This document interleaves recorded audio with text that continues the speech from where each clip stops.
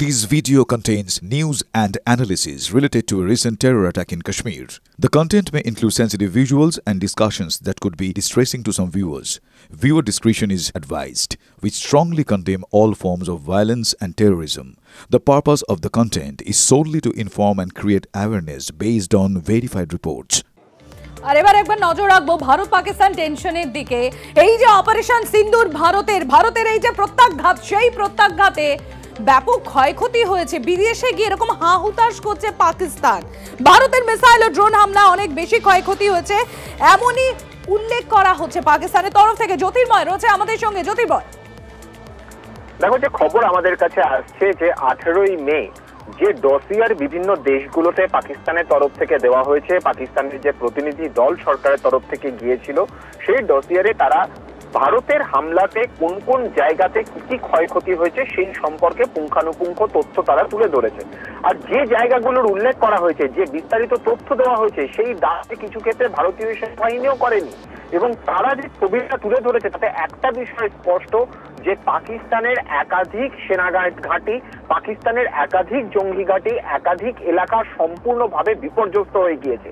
যে জায়গাগুলির কথা উল্লেখ তারা করেছে তার মধ্যে একেবারে প্রথমেই রয়েছে পেশোয়ার, তার মধ্যে রয়েছে ঝাং, সিন্ধ প্রদেশের হায়দ্রাবাদ, পাঞ্জাব প্রদেশের গুজরানওয়ালা, ভাওয়ালনগর, আটক, চোর, বিভিন্ন জায়গাতে পাকিস্তানের সেনা ঘাঁটি, বিভিন্ন জায়গাতে বিমান ঘাঁটি সম্পূর্ণভাবে বিপর্যস্ত হয়ে গেছে বলে পাকিস্তানের তরফ থেকে সেই ডসিয়ারে দাবি করা হয়েছে। অর্থাৎ ভারত যে কথা বলছে যে পাকিস্তানের একেবারে অভ্যন্তর পর্যন্ত গিয়ে তাদের সন্ত্রাসবাদের মেরুদণ্ডে কার্যত ভেঙে দিয়ে এসছে ভারত, সেই দাবি কিন্তু সম্পূর্ণভাবে প্রমাণ হয়ে যাচ্ছে পাকিস্তানের এই ডসিয়ার থেকে। ধন্যবাদ জ্যোতির্ময়।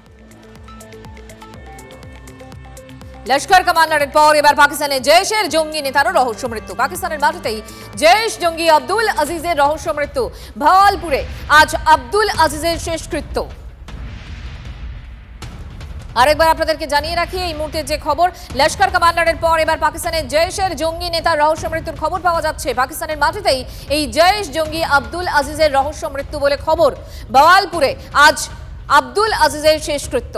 আর এবার যে খবরের দিকে নজর রাখবো, পাঞ্জাব থেকে আরো এক পাক গুপ্তচর গ্রেফতার, গগনদীপ সিং। সায়ন্ত রয়েছে আমাদের সঙ্গে। সায়ন্ত, দুটো বিষয় জানতে চাইবো। এক, এই গগনদীপ সিং কে, তার সম্পর্কে কি কি তথ্য উঠে আসছে, এবং দ্বিতীয়ত যখন অপারেশন সিন্দুর চলছিল তখন এই গগনদীপ সিং এর অ্যাক্টিভিটি কি কি ছিল? গগনদীপ সিং হচ্ছে পাঞ্জাবের ত্রাণতরণ জেলার একজন বাসিন্দা। সে মূলত যেটা পাঞ্জাব পুলিশ সূত্রে যেটা জানা গিয়েছে, এই জেলা মূলত পাকিস্তান সীমান্তবর্তী অংশে। সেখানে থাকার জন্য দীর্ঘদিন ধরেই বিএসএফ এর একাধিক অ্যাক্টিভিটি, ইনস্টলেশন এবং কি অপারেশন সিঁদুরের সময় আর্মির সবকিছু তথ্য পাকিস্তানের গুপ্তচর সংস্থা আইএসআই হাতে তুলে দিয়েছে।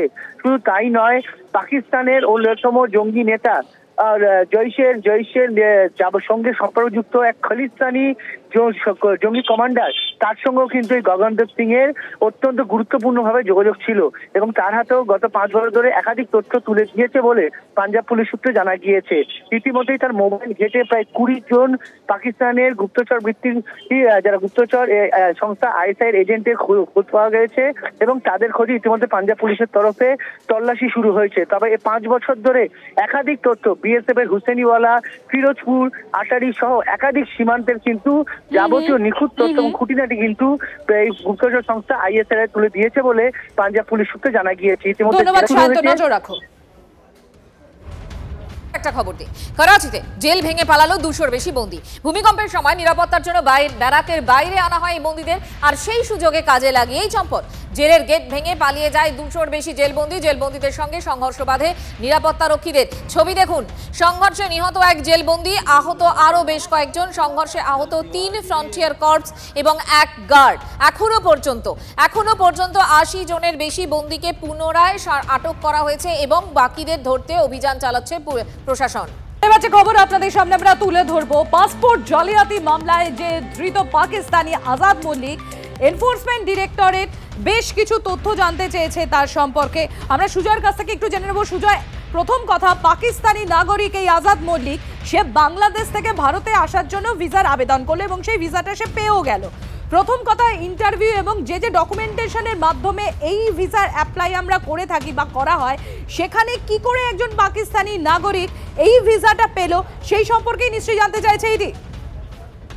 দেখো ইডিরও সেটাই বক্তব্য এবং সেটাই তারা বিদেশ মন্ত্রকের কাছে জানতে চেয়েছে যে যখন এই পাকিস্তানি নাগরিক আজাদ হোসেন ওরফে আজাদ মল্লিক সে যখন বাংলাদেশ থেকে ভারতীয় ভিসার আবেদন করে তখন সেই আবেদনপত্রের সঙ্গে সে কি কি নথি জমা দিয়েছিল এবং আবেদনপত্রটা স্ক্রুটিনি করার ক্ষেত্রে অর্থাৎ যাচাই করার ক্ষেত্রে কে সেই দায়িত্ব পালন করেছিল এবং সেই সময় সঠিকভাবে যে পদ্ধতি রয়েছে সেই পদ্ধতিগুলো মানা হয়েছিল কিনা সেটাও জানতে চাওয়া হয়েছে। তার কারণ তদন্তকারীদের বক্তব্য সেই সময় যদি সমস্ত নথি এবং তার পরিচয়পত্র ভালো করে যাচাই করত তাহলে তখনই ধরা পড়ে যেত যে আজাদ আসলে একজন পাকিস্তানি, সে বাংলাদেশ থেকে ভিসা নিয়ে ভারতে আসার চেষ্টা করে এবং তার ভিসার মেয়াদ ইতিমধ্যেই বেশ কয়েক বছর আগে উত্তীর্ণ হয়ে গেছে, কিন্তু তারপরেও সে এই বিরাটি এলাকায় বসে সেখান থেকে এই পাসপোর্ট চক্র চালাচ্ছিল এবং এখনো পর্যন্ত পাসপোর্ট চক্রের মূল মাথা এই কিন্তু এই আজাদই।